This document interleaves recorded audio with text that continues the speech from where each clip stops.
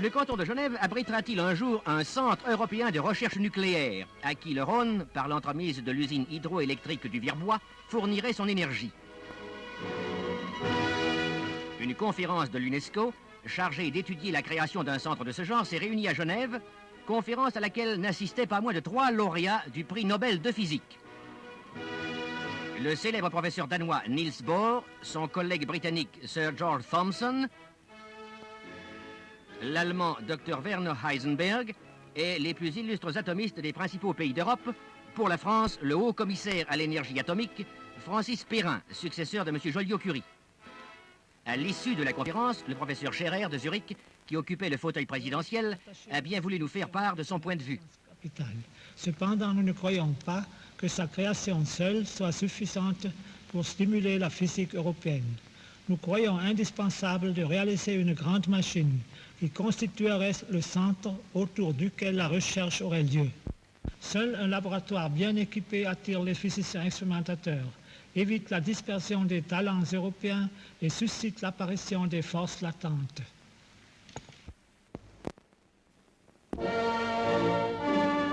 À l'Académie royale des sciences d'Amsterdam, le Conseil européen pour la physique nucléaire a fixé le siège du futur Centre international de recherche atomique.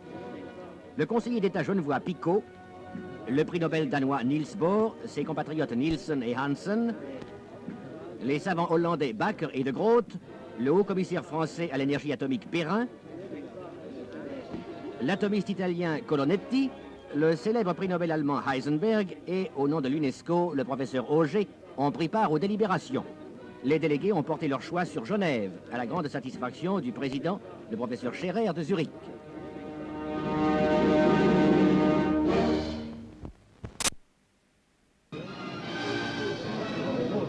Sur le terrain même que l'actuel occupant semble céder avec bonne grâce et où, dès le printemps prochain, s'élèveront les premiers bâtiments.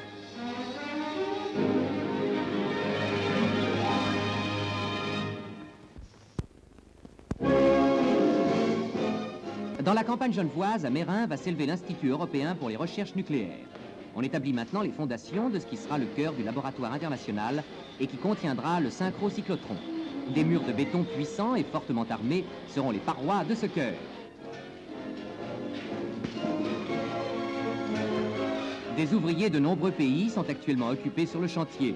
Peu à peu, l'une des plus considérables entreprises scientifiques et pacifiques des nations européennes prend forme.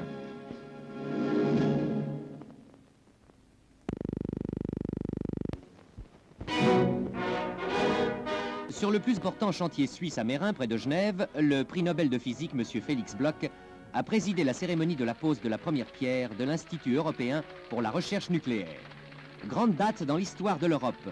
C'est avec fierté que la Suisse, représentée par M. Max Petitpierre, président de la Confédération, apporte sa contribution à cette vaste entreprise. Le lendemain, dans la salle de l'Alabama, un accord est signé entre le Conseil fédéral et le CERN. M. Félix Bloch signe en qualité de directeur général de l'organisation. Pour la Suisse, c'est M. le ministre Micheli qui appose sa signature sur un document qui devra permettre une poursuite exclusivement pacifique de la recherche scientifique.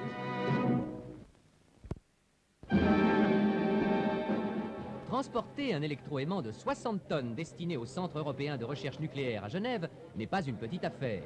Le faire passer par Morat, c'est un tour de force. Grâce à un ingénieux mécanisme à bascule, la gageure est tenue à un cheveu près.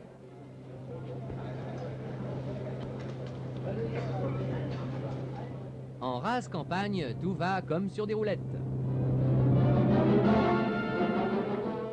Mais à Coppet, la caravane doit une deuxième fois passer par le trou d'une aiguille. 3 cm de plus et l'électroaimant restait pris dans la chicane. Morat et Coppet auront été les étapes les plus difficiles de la randonnée du monstre qui l'a conduit du port de Bâle jusqu'à Genève, où l'attend le cyclotron géant du CERN.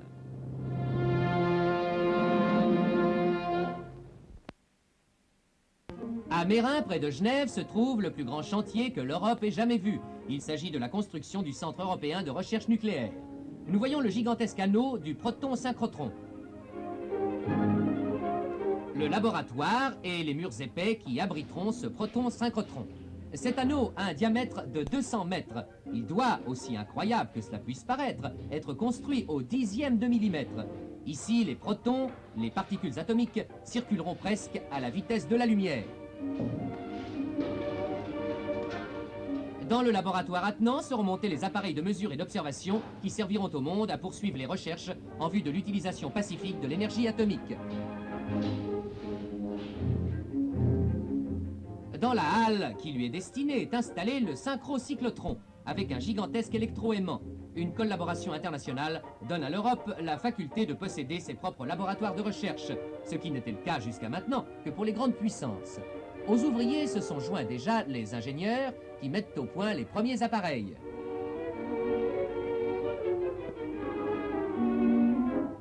Le tunnel où sont logés les câbles conduisant au poste de commande montre les proportions gigantesques du monde infiniment petit. Et ce n'est là qu'une toute petite partie de la future cité atomique. Le Centre européen pour la recherche nucléaire à Mérin près Genève est un immense anneau souterrain qui renferme le plus puissant synchrotron à protons du monde. Ce briseur d'atomes édifié en commun par 13 nations a remporté une grande victoire scientifique coïncidant avec le début de la 14e session du Conseil du CERN. La machine extrêmement compliquée qu'aucun pays européen n'aurait pu édifier seul pour son compte a été mise en marche. L'immense anneau dont les électroaimants ont été installés avec une précision d'1 dixième de millimètre fonctionne définitivement. Pour étudier l'infiniment petit, il a fallu construire des appareils gigantesques.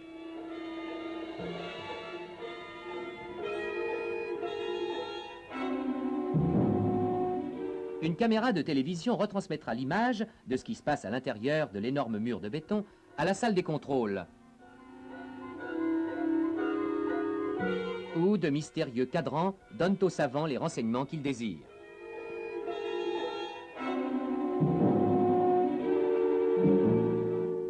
Moment historique, mise en marche du plus puissant briseur d'atomes du monde.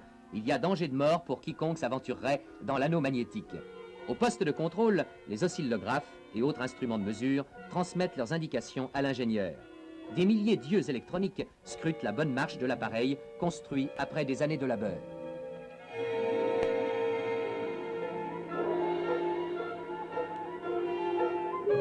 Les chiffres lumineux communiquent. Considérable augmentation de la radioactivité dans l'anneau à protons. Et la caméra de télévision capte l'image d'un faisceau de protons qui développe 25 milliards d'électronvolts. Un jour de gloire pour la pacifique science atomique européenne.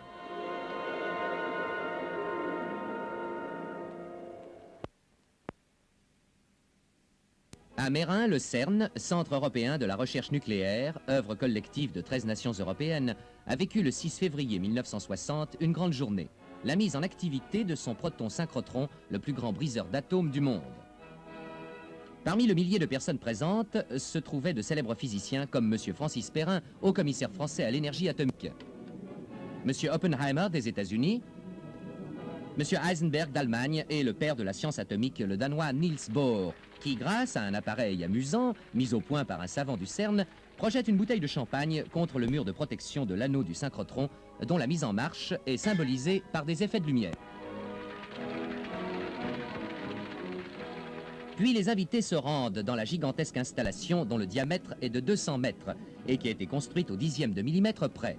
Le professeur Scherer de l'École polytechnique fédérale sert de guide au conseiller fédéral Spuler dans ce monde extrêmement compliqué de l'atome, une des merveilles en Europe de la science et de la technique. Le Centre européen pour la recherche nucléaire, situé à Mérin près de Genève, vient d'entrer en possession d'un ordinateur, c'est-à-dire une machine à calculer électronique d'un poids de 19 tonnes, ce qui en fait l'appareil de ce genre le plus important d'Europe.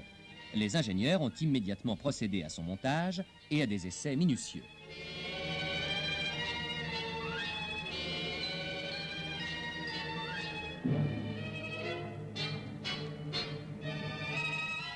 Cette machine peut effectuer 42 000 opérations par seconde. Elle est dotée d'une mémoire magnétique pouvant contenir 327 680 chiffres décimaux auxquels il est possible d'avoir accès en 12 millionièmes de seconde. Ainsi, elle facilite le calcul de l'orbite des satellites artificiels. Mais cette calculatrice va permettre au CERN de compléter et vérifier les données recueillies par les briseurs d'atomes.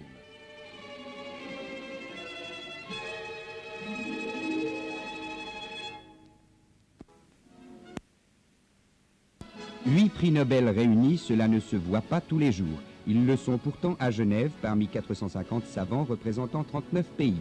Ces physiciens se sont retrouvés au CERN pour y parler de physique nucléaire naturellement.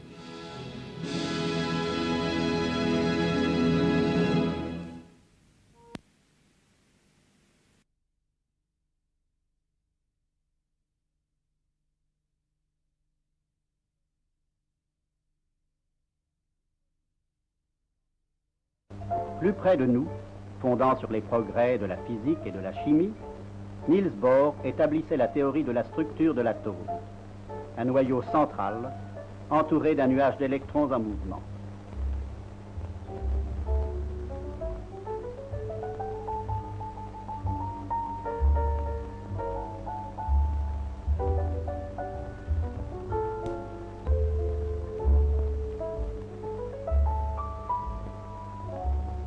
C'est en France, à la fin du siècle dernier, que Becquerel découvrait la radioactivité de l'uranium, tout comme Pierre et Marie Curie allaient dévoiler celle du radium. À l'Académie des sciences, Louis de Broglie poursuivit ses travaux parmi les souvenirs vivants de ses prédécesseurs. Les notes laissées par Becquerel, entre autres, témoignage d'une découverte capitale.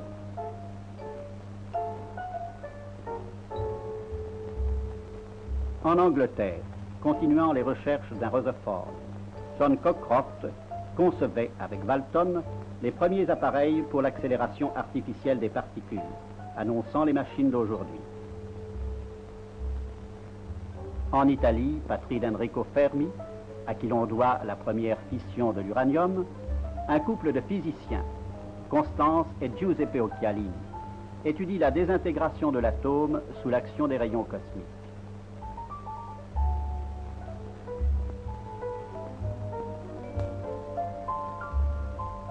En Allemagne, Werner Heisenberg, continuateur de Planck et d'Einstein, conçoit l'atome comme un tableau de nombres. Que de noms et de nations à citer, qui témoignent des prodigieux travaux accomplis par l'Europe depuis le début du siècle pour percer le mystère de la matière.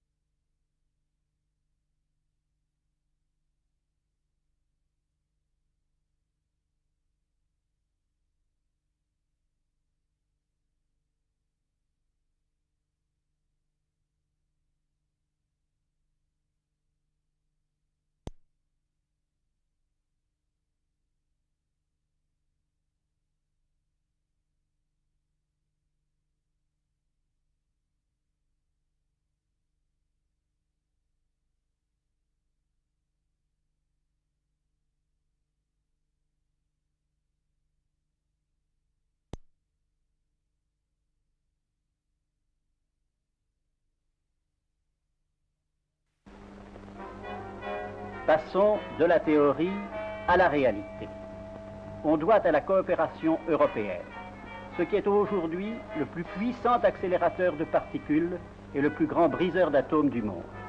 C'est un anneau de 200 mètres de diamètre, recouvert de terre et de béton, situé aux portes de Genève.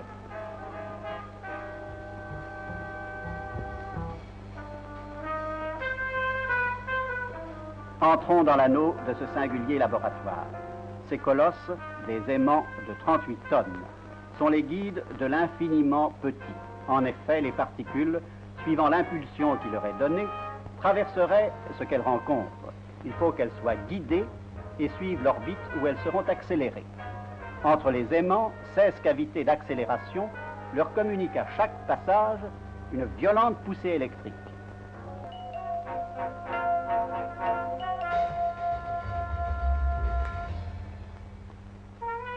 Dans les jours qui précèdent les premiers essais, les contrôles et les examens se multiplient.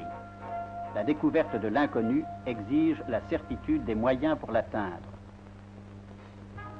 Les particules atomiques auront pour champ de course un tube ovale d'acier inoxydable, large de 14 cm, haut de 7, long de 628 mètres. Ces sections jointes bout à bout sont rigoureusement étanches. 70 pompes y maintiennent un vide presque absolu, un centième de millionième de la pression atmosphérique.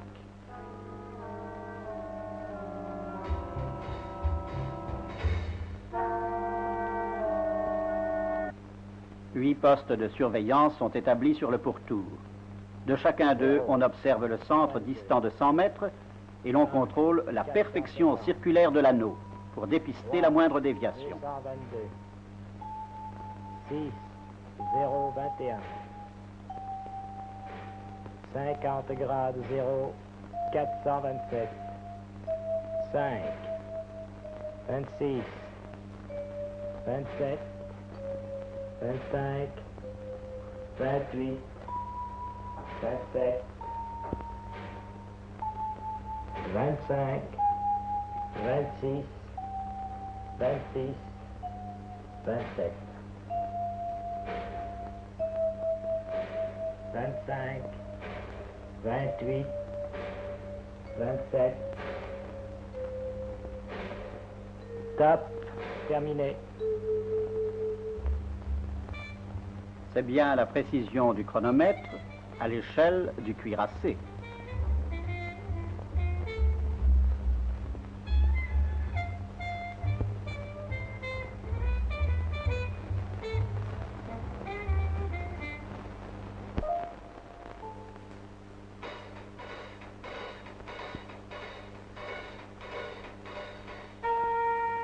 À leur poste d'observation, les savants interprètent les mouvements de ce jeu complexe. C'est ici qu'une équipe de chercheurs européens mit en évidence un phénomène nucléaire prédit théoriquement, mais qui s'était jusqu'alors dérobé à toute vérification. La désintégration du méson pi, l'une des particules que les physiciens eux-mêmes qualifient d'étrange. Un jour, une trace d'oscilloscope révélera un événement nouveau. Ce sera le départ pour de nouvelles études. Des dizaines de milliers de photographies sont prises à chaque expérience. Pour leur analyse, on utilise des instruments spéciaux parant des radars. Les symboles mathématiques abstraits que fournit cette machine contribuent à élucider certains phénomènes dont le noyau atomique fut le théâtre. Les résultats appartiennent au pur savoir. La recherche nucléaire fondamentale se propose seulement d'accroître notre compréhension du monde. C'est le geste de Prométhée qui revit ici une fois encore. La volonté de donner aux hommes un feu qui atténuera, dissipera peut-être la nuit de l'ignorance. Les atomes ne sont pas ces éléments éternels et insécables dont l'irréductible simplicité donnait au possible une borne. Dans l'inimaginable petitesse des soleils minuscules où se concentre leur matière, nous commençons à pressentir le fourmillement prodigieux des mondes où règne un ordre étrangement nouveau. La nature déploie la même splendeur sans limite dans l'atome ou dans la nébuleuse. et tout moyen de connaissance la montre plus vaste et diverse, plus féconde, plus imprévue, plus belle, plus riche, d'insondable immensité.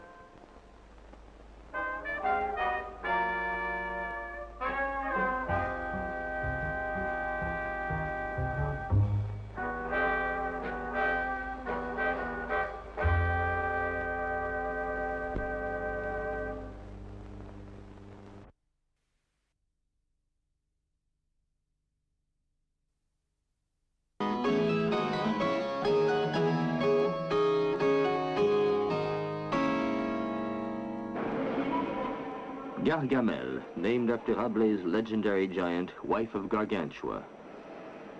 The body of Gargamel's chamber is a huge can container, 4 meters 80 long and 1 meter 90 in diameter. Its construction required a far greater precision than that needed in conventional boiler making. To guarantee good photographs, the inside of the chamber has to be painted with an absolute photographic black, against which the thin, slender strings of white bubbles stand out clearly. An epoxy resin paint was used. It was applied by an operator wearing a special heat-proof suit, for he was working in a chamber heated to 120 degrees centigrade. This was the only dangerous operation in the building of Gargamel. Attention de pas accrocher ton pistolet. The magnet, weighing about 1,000 tons, 800 of which are for the magnetic circuit alone, was assembled on the spot owing to the power of the traveling crane in the hall.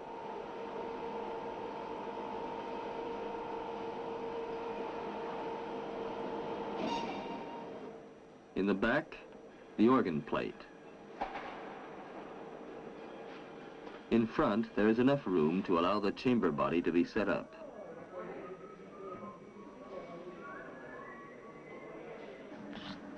Here is the inside of the chamber while the different parts are being assembled. On the left, the 2 polyurethane membranes. For safety's sake, a second inner membrane is added. In order to compress the propane, the membranes are inflated like balloons, moving 15 centimeters into the chamber. Around their edges, they are bolted to the chamber body, as well as around the lenses.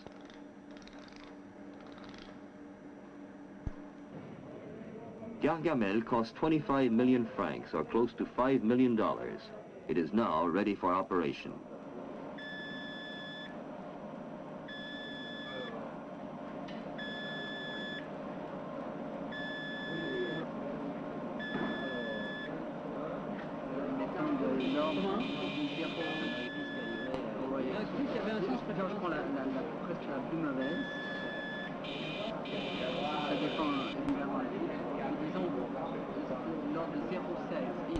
Allô, vous pouvez y aller.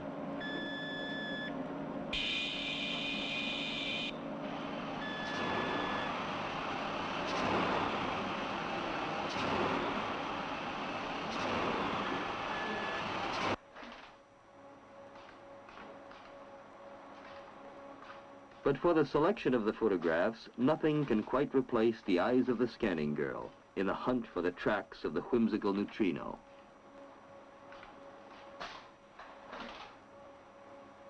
The scanning table reproduces in projection the picture-taking conditions.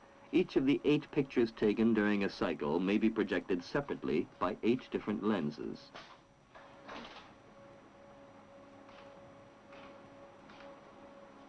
It is also possible to project side by side the 4 photographs taken during the same cycle by 1 row of cameras.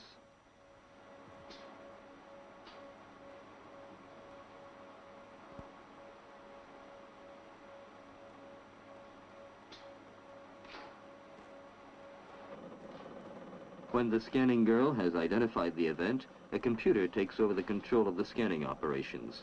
It checks the accuracy of the reference marks of the photo, records and checks the coordinates of the event, and even notes the fine accuracy of the measurements made through a magnifying glass.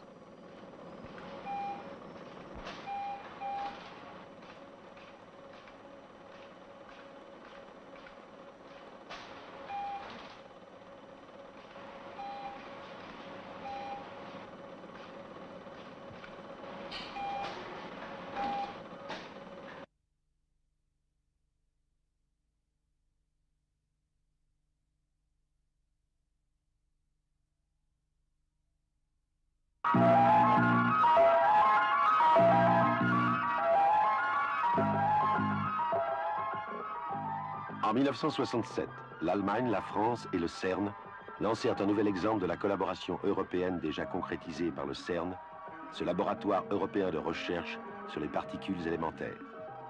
Les trois parties, singulièrement intéressées par les chambres à bulles, décidèrent de construire un gigantesque détecteur à hydrogène de ce type, BEPS.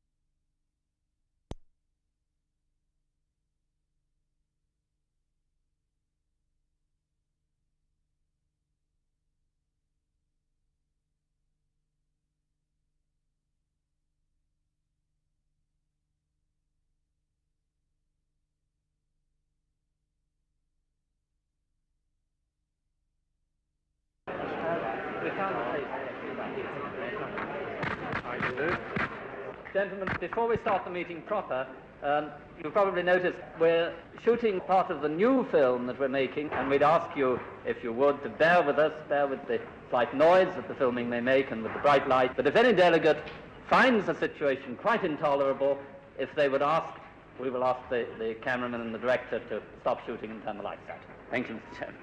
Thank you.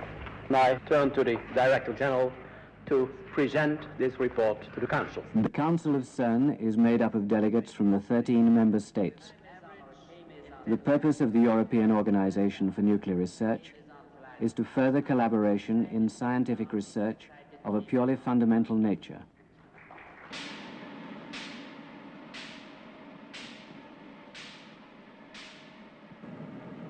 Attention please. Operation will begin in half an hour.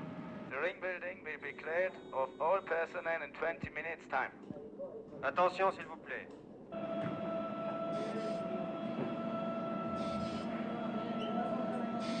Attention please. Operation will begin in 10 minutes. All persons must leave the ring building now.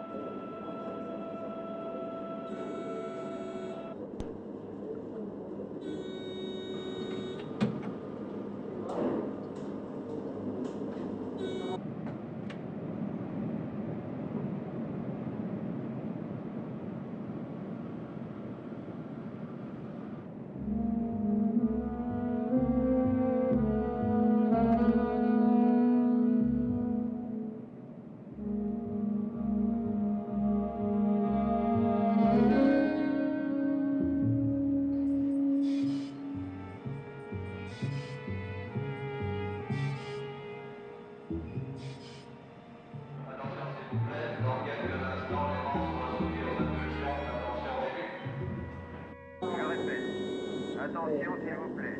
Dans quelques instants, l'aimant sera soumis aux impulsions à tension réduite.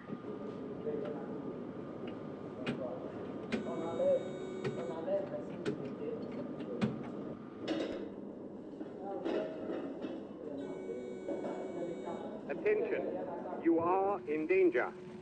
Push an emergency stop. Attention, danger de mort. Appuyez sur un arrêt d'urgence.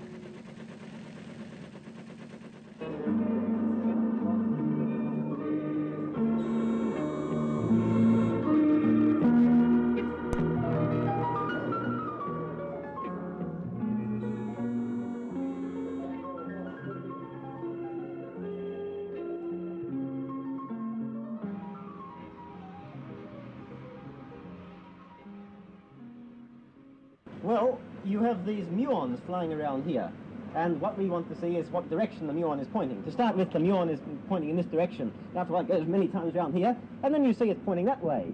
Now, how do we tell that it's pointing this way? Because it hasn't got a little arrow on it. Can you explain about how we detect the electron coming from it? Ah, yeah, of course. What happens is this. The muon, when it turns around, fires an electron, like a cowboy firing his gun. Bang, bang, see? So a single muon fires at random. You can't tell where the electron will go. You know that the muon has the K electron. I don't understand anything. You know what an electron is. It's what you see in a television. Well, let's go down and see the muon start. Okay, and then you may understand better. Okay. Let's go down. Let's go down. Hey, gentlemen. You want to see this muon ring? This is CERN's 2-meter bubble chamber. By means of this machine, which compresses, then decompresses liquid hydrogen about its boiling point, it is possible to see the tracks of subnuclear particles, the smallest particles known to man.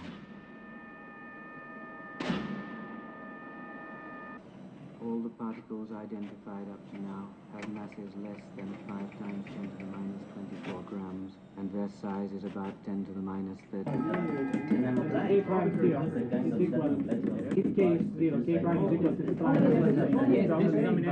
Yes, but the question is the problem. Remember, yes, but this is what happens. You cannot neglect the guesswork appendix.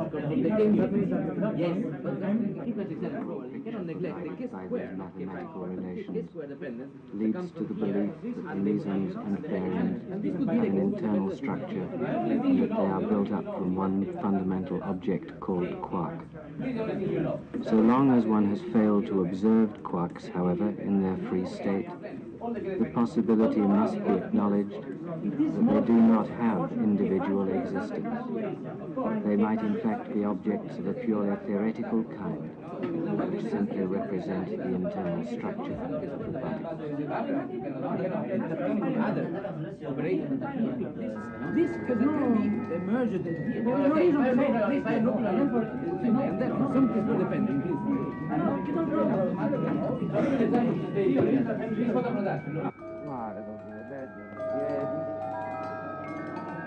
supposed to be there, then it must be not. Physics, this great movement of research, comprehension and description of phenomena, is only one way in which man, using his intelligence, can better understand his place in nature.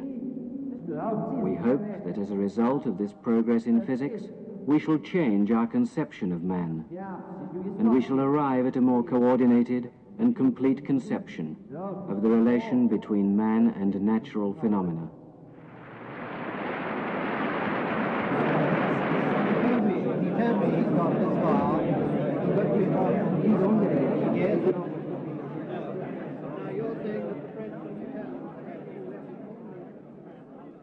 How should we do this physics in 15 to 20 years from now? Well, we have a project for this. The present very large accelerator, the largest in the world, has about this size. Well, we believe very firmly that to continue this search in the unknown, we will need a much larger accelerator at a much higher energy, 300 GeV. This is what Europe needs for the coming decades. Après. Et de même, on peut avoir des développements scientifiques qui, sans donner d'application qui intéresse l'ingénieur, ont des conséquences qui intéressent le philosophe, qui conditionnent le mode de pensée de plusieurs générations. Et ça aussi, peut-on dire, c'est une application.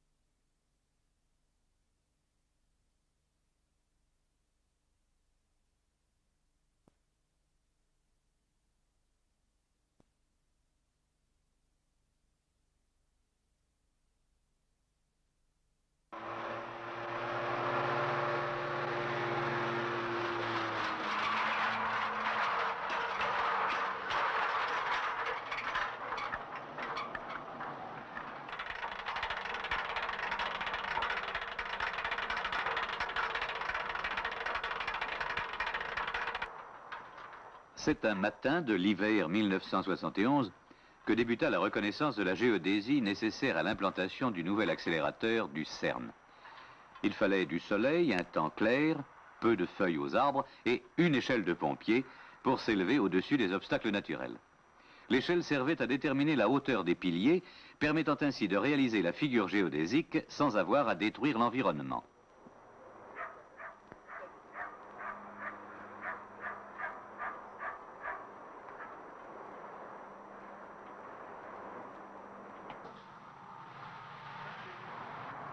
« 15, 12. 15, 12. Millimètres par 10. 12. 12. Cette géodésie de surface présente l'avantage d'avoir été à la fois mesurée en angle, triangulation, et en distance, trilatération. Toutes ces distances-là ont été mesurées. La plus longue fait 2,7 km. Cette machine, qui fait donc 2,2 km de diamètre, comporte une petite ouverture qui est sa chambre, qui est une ouverture de l'ordre de 10 cm, dans lesquelles ces particules vont faire plusieurs centaines de milliers de révolutions. Et pour qu'elles puissent faire toutes ces révolutions, sur 2 km, plus de 2 km de diamètre, il faut que les éléments qui permettent de faire tourner en rond ces particules soient alignés avec une très grande précision, ce qui est ton affaire, et qu'elles y restent. Mais comme le disait Bono, il faut aussi donc que le tunnel dans lequel on va mettre ces structures soit également une fondation d'une très grande stabilité. Du fait, justement, de cette stabilité, on voulait faire cette excavation, surtout du tunnel principal, sans explosifs, donc avec des machines qui forent l'ensemble de la section. Il est évident que le tunnel est devenu rond.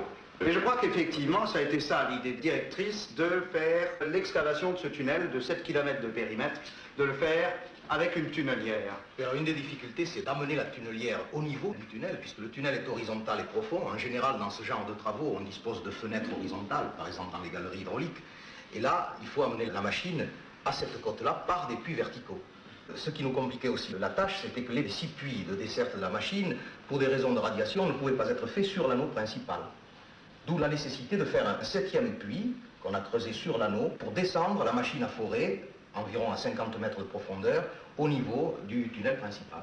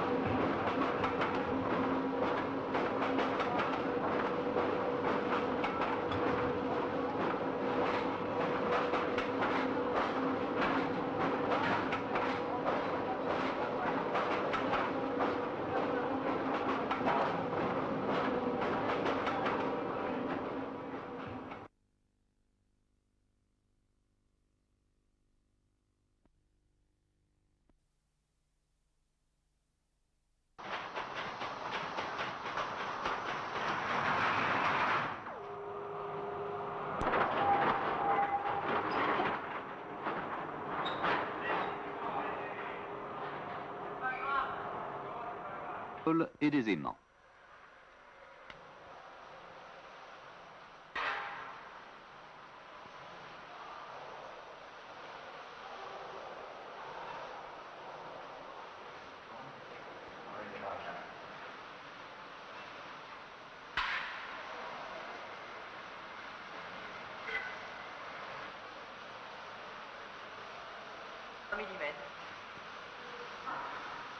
Top pour moi.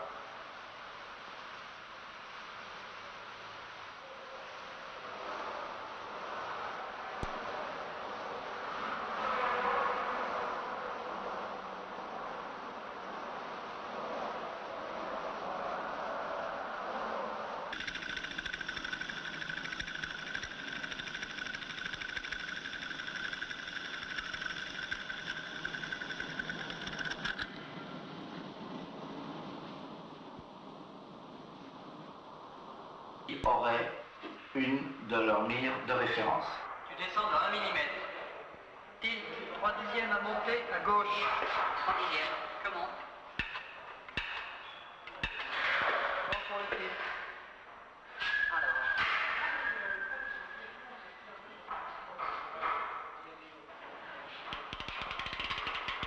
Une fois que la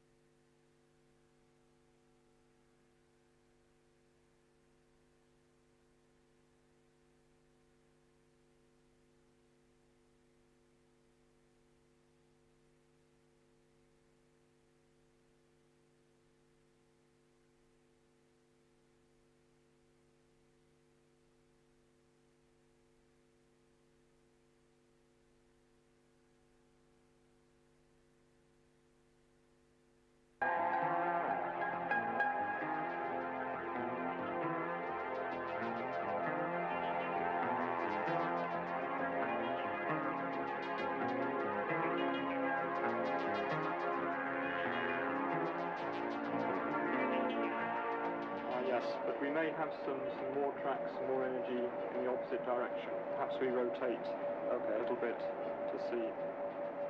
And that's the extrapolation from there to the vertex to see if it goes to the vertex. C'est là que devait être découvert le célèbre boson intermédiaire, découverte qui valut au CERN une notoriété renouvelée.